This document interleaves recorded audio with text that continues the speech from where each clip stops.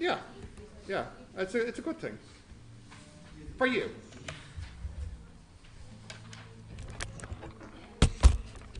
You're eating that very slowly. Like you've only managed to get through half of it, huh? It lasts the whole day, is it? Yeah. Question number 6. 6, yeah. Calculating the expected value. Should we take 2 definitions or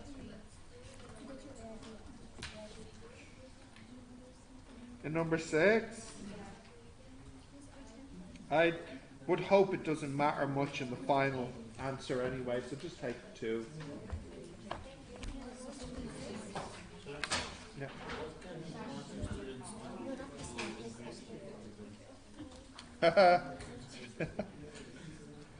Not feasible. No, I wouldn't say that. Doesn't matter for you. It does. No, it does. Charles doesn't look at it. Yeah, I know, but I'm not on it. And I don't. It's not because of The rest of You the need to impress me with an immense improvement of additional work being done and so forth. know everything you have to. Yeah, you don't have that. No. You need to take control. Yeah. Right. Okay, we'll continue now. You can look up, please. Can you look up, guys? Ahmed, come on. You listening? No. Oh, actually, so I don't forget, I'll just take the attendance.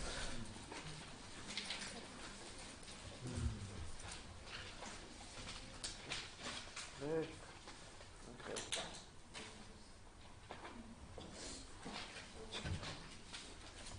That's everywhere. Right, I'll just borrow.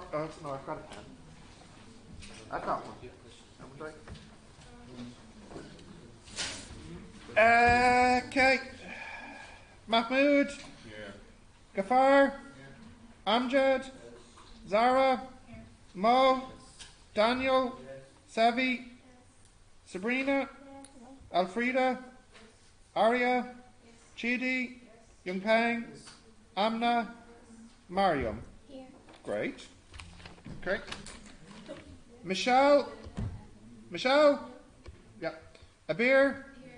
Autumn. Celine. Sophia. Mubarak. Chidera. Mohamed. Yes. Sabrina. No. Moza. Angela. Ahmed. Sahra. Neil. Only one. So close. So close. It's a recent record. Have I ever had full attendance? They'll probably at the start, right? We had one day in November, that's it. November 6th? November's the last time I had full attendance. Yeah. November 6th. Yeah. That's pitiful. Pitiful. Right, we'll continue now. Ahmed, we're continuing now. So, guys, please.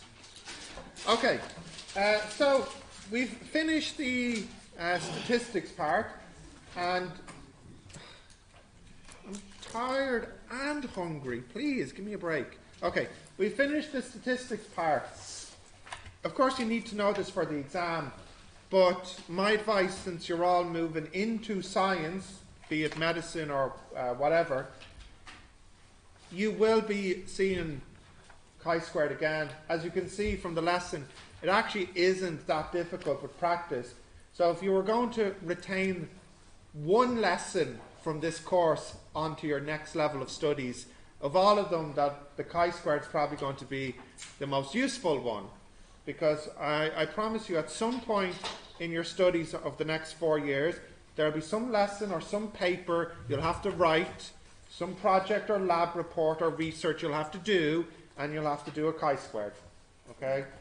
So it might even be worth just keeping the notes for this lesson for later. Alright? Now, so that's the statistics part finished, and we're moving back to the calculus part.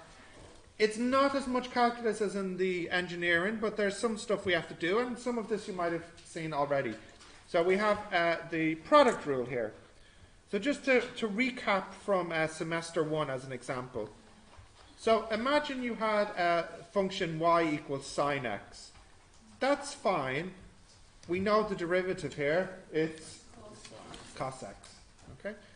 Imagine you had a function like ex. We know the derivative here. Ex. So imagine now we had the function ex sine x. It seems a bit frustrating to believe that although we know the derivative of sine x and the derivative of ex, we actually don't know what the derivative of ex multiplied sine x is. Now you might think, well, surely it should just be ex times cos x. After all, sine becomes cos and e becomes e. So before I give you the rule, I want to demonstrate why thinking that would be wrong. So I'll just give you a minute to write this down, and then we'll have a look at an explanation of why the rule isn't as straightforward as you might think.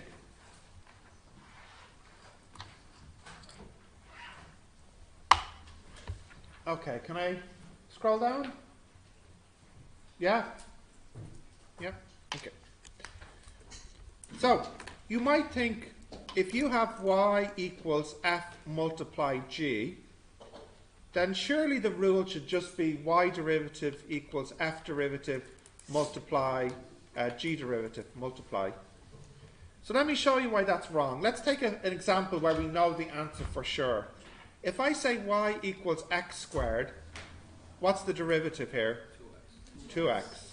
So we know that the derivative of x squared is 2x. So that means we know that if y equals x times x, what should the derivative be? As we just said, it should be 2x. Now if I use this rule, then what's the derivative of x? This guy will become 1. And what's the derivative of x here? 1. And 1 times 1 is definitely not what it's supposed to be, which is 2x. Okay, so we can see with this example that is clearly wrong. If you're multiplying two functions, it is wrong to just say it's f derivative times g derivative. That is completely wrong. The only exception to that is if you had something simple like a constant multiplying the function. Okay, that's the only exception. But generally speaking, if you're multiplying two functions, you can't just differentiate each of them individually. So let's see what the rule is. Okay, can I scroll down? Yeah. Okay. So y equals fx multiplied gx, and I want to calculate dy dx. So if we go all the way back to semester 1, we had a rule for calculating this using first principles. So limit as h goes to 0, and here this is fx plus h times gx plus h minus fx gx. Oh, I see, Aria, we've not gotten you out of the habit of saying into for multiply. No. All over h then, yeah. Okay. So you might be saying, well, that doesn't really help so much. So we'll have to simplify this a little bit. I'll just give you a minute to write this down because there's a few steps here for simplifying.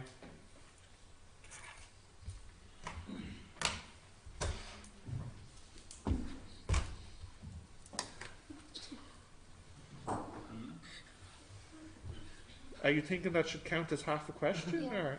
No, no. Be kind, be kind. A quarter of a question.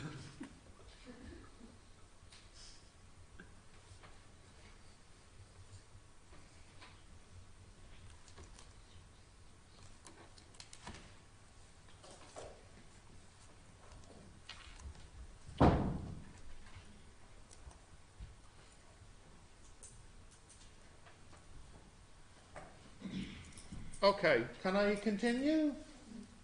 So I need to, are you still writing it? Okay. So what I need to do next is I need to simplify this fraction. I'm trying to simplify this into a nice, simple little formula. Okay? So right now this isn't useful. It's still quite complicated. We want to reduce it down. So the next thing here, limit h goes to 0. So I'll just make my fraction quite a bit bigger now. This is h. It's still fx plus h, gx plus h. And then what I'll do is I'll add something here. Minus fx gx plus h plus fx gx plus h. Sorry, I actually need a bit more space.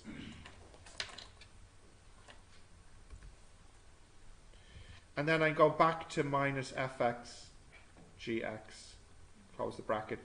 So what I've done is I've added a piece in the middle and I've taken it away. So in total it's kind of like I just stuck in a minus 1 plus 1, which of course the total is 0. So I haven't actually changed the value of anything yet. But the reason I did that is because now there's something in common I can take out in the first two. What's in common in the first two? Can you see? Gx plus h here and here? I can factor that out. And then what about at the back? What can I factor out? Fx is in common here. I can factor that out. So let me do that next. Limit h goes to 0. Fx plus h minus fx times gx plus h plus, and then here I can take out, I'll put it in the blue here, the fx, and what am I left with? Gx plus h minus gx, close bracket. And the first guy is over h, and the other one is also over h as well. So they're both over h. I'll just split them as well. So there's only one thing left, one line left. It simplifies a lot now. Can anybody spot what, if h goes to 0, what does this become? Nope. 1. Nope. Nope. H0? Nope. F? Fx? No, no, no, no, no. F prime? That's it, yeah. This becomes f derivative. Because remember, this is the definition of the derivative of f. Yeah? Everybody forgets this. And this becomes gx. And this becomes fx. And then this one becomes g derivative. So I've arrived at my formula. If I have a function f times g, and I want to calculate its derivative, this is equal to f derivative g plus fg derivative. It's not equal to f derivative g derivative, because we just said earlier that's not the rule. This is actually the rule. It's not that much different, but it is a little bit different. Maybe some of you have seen this rule before. Yeah.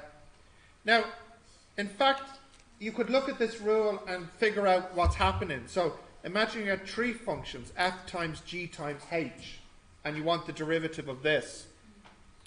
So what do you think it would be? F derivative, yeah, plus f g derivative h plus f g h derivative. So it's almost like the derivative hits each function one by one. It moves across the list, differentiating as it goes. Okay. So what we'll do is we'll test that this formula works, and then we'll do it to an example. Can I scroll down a little bit? So let's take our example. I said y equals x squared to test. X squared is equal to x times x. Okay, so y derivative. So first I differentiate the x. What do I get? 1. And I keep the other guy the same. And then I keep the first guy the same. And then I differentiate the next one, which is 1. So this is x plus x, which is 2x. Which is what it should be, right? The derivative of x squared is 2x. So we're convinced that this formula works. Let's try it for a new problem. So let's go back to something like y equals x sine x. And I want the derivative here. Okay? So the derivative is, first I differentiate x, what do I get? 1. Keep the other guy the same. Then keep the first guy the same. And differentiate sine cos x. It's not so bad, is it? Right, let's say y equals x squared log x. Okay, so derivative, what's the first one? 2x times, no, log x plus x squared times 1 over x, which is x. So the answer is 2x log x plus x.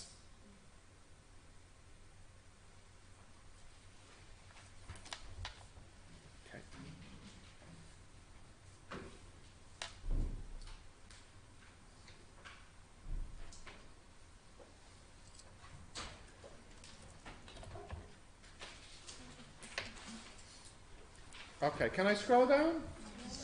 No, okay.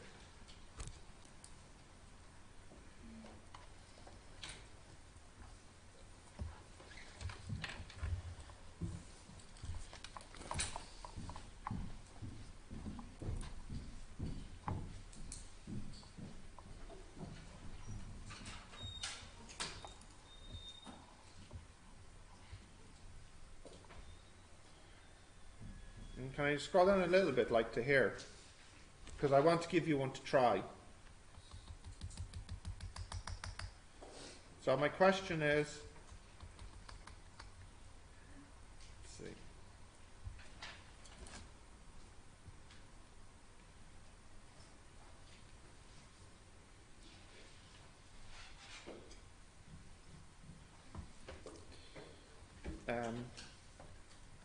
Find the stationary points on y equals x squared log x plus 1 and determine their nature. So what I mean is, when you find the stationary point, then check if it's a max or a min, which requires the second derivative. Yeah? Yep. I can't read that out. Y equals x squared. Sorry, x squared log x plus 1. ln x. Alright. Yeah, ln x plus 1. Can I scroll down? Yeah? I want everyone to try this before I do it. Okay? Give it a try.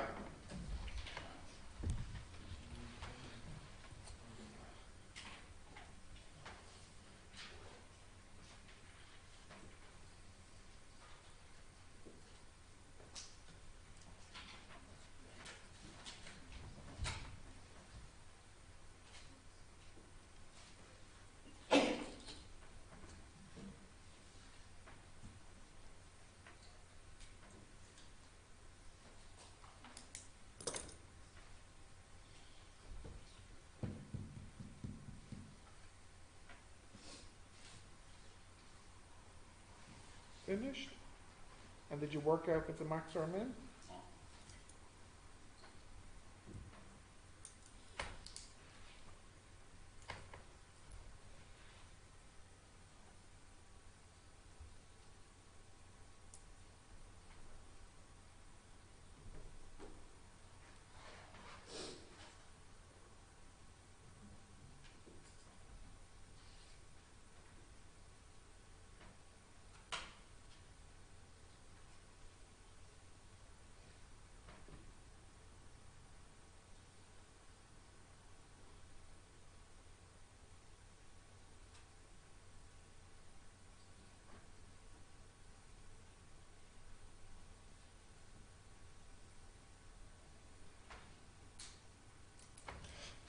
Got them?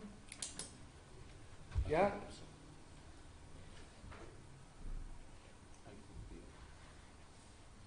believable. Right. So, we first need to calculate the derivative, obviously. And obviously we need the product rule. So x squared becomes 2x log x plus x squared times 1 over x. And then the plus 1 becomes plus nothing. Yeah. So it's gone. So this is equal to 2x log x plus x. And because I want the stationary point, this should equal 0. So I take the x out, and I'm left with 2 log x plus 1. And I divide by x. Why? Why am I allowed to do that? So that you only have one answer. No. Why am I allowed to do that? Yes? One of them is 0. 0. No. It's because x can't be 0. Yes. You know that x can't be 0, so you're allowed to divide by x. It's not allowed to be 0 because you can't have log of 0. In fact, it's not even allowed to be negative. You know in the question, if you look at it, you know that x must be positive. This means if I get any negative answer for x, I can't accept it. Right, so this means 2 log x should equal minus 1. This means log x should equal minus a half. And how do I get x? It's e power minus a half. If I sub that back in, I'll get y equals e power minus 1 plus 1. What's that? 1.27? Dudes with calculators, is it 1.27?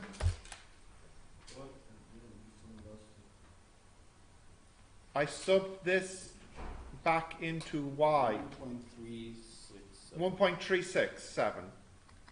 879. 1.367. You don't really you want to round it up? Okay. Give me 2 decimal places. 2 dozen places, 1.37. Okay. Sir, when you subbed it in, you subbed it into the ln as well? Don't the e and ln cancel Oh, out? thank you. I made a mistake. Thank Yeah. you. Yeah, sorry. What was it then? Well, if you have it worked out already, tell me what it is. I made the same 0.6 For which? for x. Oh no, I'm looking for the y. Okay, but the x is 0.6. What is it? Angela, can you just give me the x, please? 0.606. Okay, so can you sub that back in here to get the y, please? So it's 0.606 squared log 0.606, and then your answer plus 1. It's 6065. Should I run?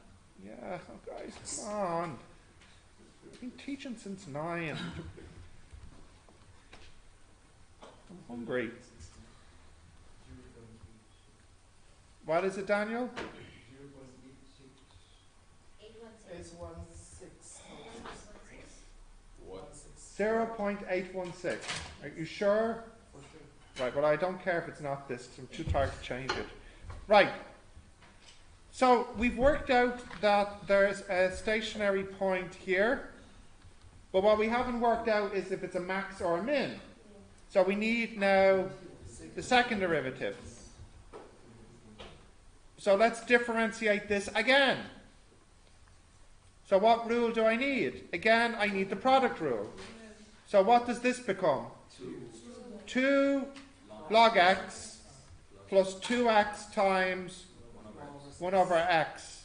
Yeah, plus 1. Now they obviously cancel. So you're left with 1 plus 2 log x. And we need to sub in the value of x. 1 plus 2 log 0.607. Now is that positive or negative? You missed 2 there. Yeah, there's a What 2 did I miss? plus 2. Oh, so it's a, sorry, so it's a tray here. So it's probably going to be positive, is it? Yeah. It's positive? Yes. So it's a minimum, yeah. So it's a minimum. It's a minimum.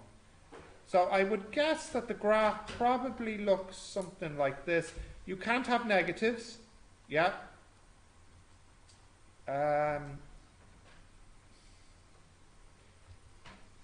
When x is, actually I'm not sure exactly what happens on the y-axis, but if it's a minimum, where was it, at 0.607 and 0.8, then it definitely must be going up and up here. Right, so maybe, Find the vertex.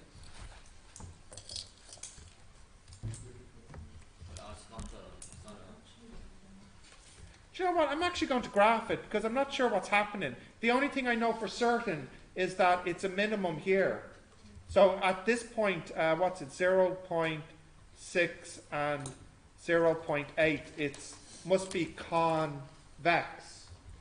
But I'm guessing maybe it goes up here. I'm not sure. Why don't we graph it and just we'll just see. If it doesn't go up, where would it go? Well, I'm using my computer. there's one way to find out. That's not an answer, so that doesn't count.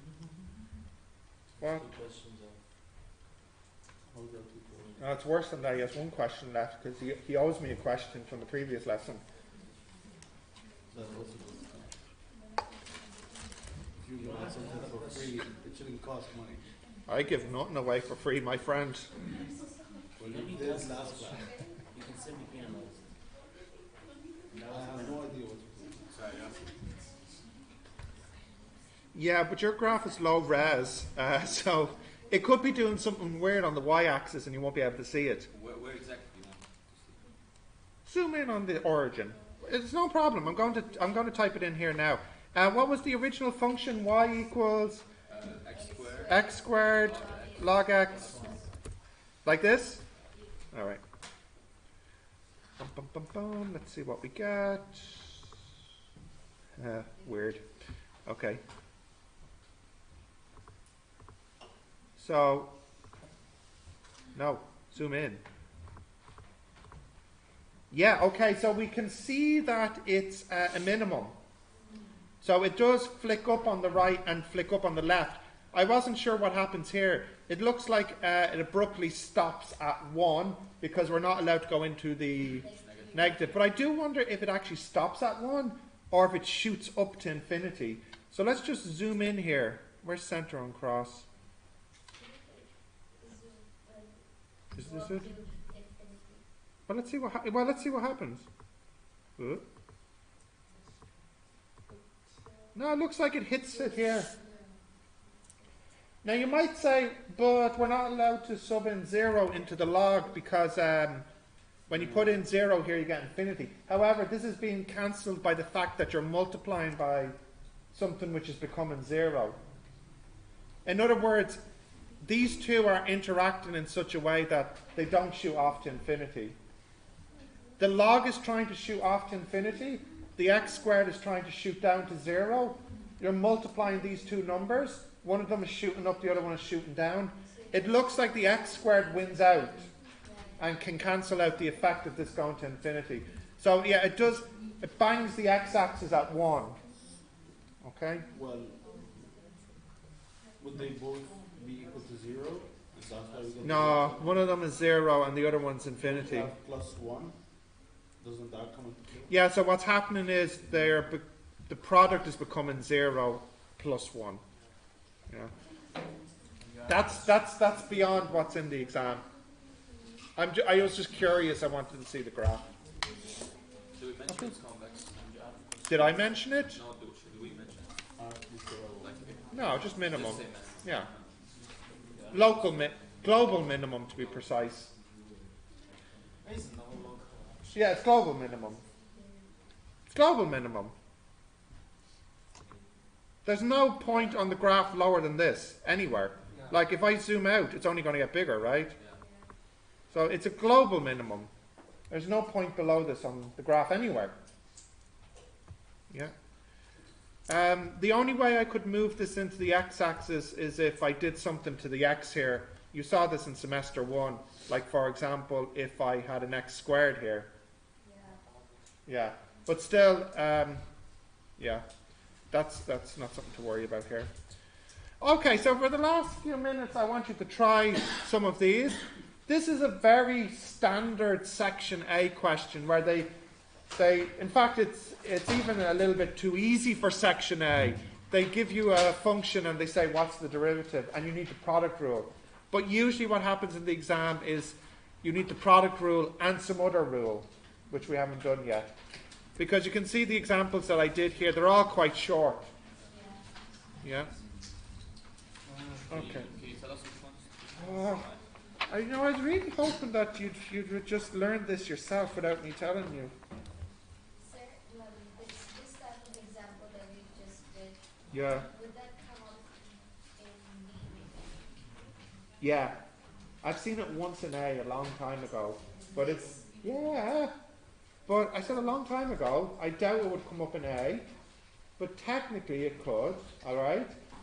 Except maybe they might delete the part about working out the nature of the turning points. But it's 90% chance that it'll be in B and not A. Okay, just chillax, alright? I don't know. No, I'm not telling you, Mo. You figure it out yourself. You need to learn some independence or something. I don't know. I end up doing it all. That's not a problem for me. That's only a problem for you. Oh, by the way, don't worry if your answer doesn't match the back exactly, because I didn't, in the exam, you don't, yeah, actually I should say, I closed it. In the exam, they don't expect you to simplify your answer. So you notice in some of the questions I could simplify a little bit. Mubarak! You notice in some of my questions I could simplify a little bit. For example, I think I had one where there was an x squared and an x, so I could cancel. Yeah. They actually don't expect you to simplify in the exam. And in fact, in the question, they might even say in brackets, you do not need to simplify your answer. So once you get it, then it's finished. No need to simplify. Okay. The only time you might need to simplify is if you want to solve it equal to 0. Okay. All right, try these for 5 minutes.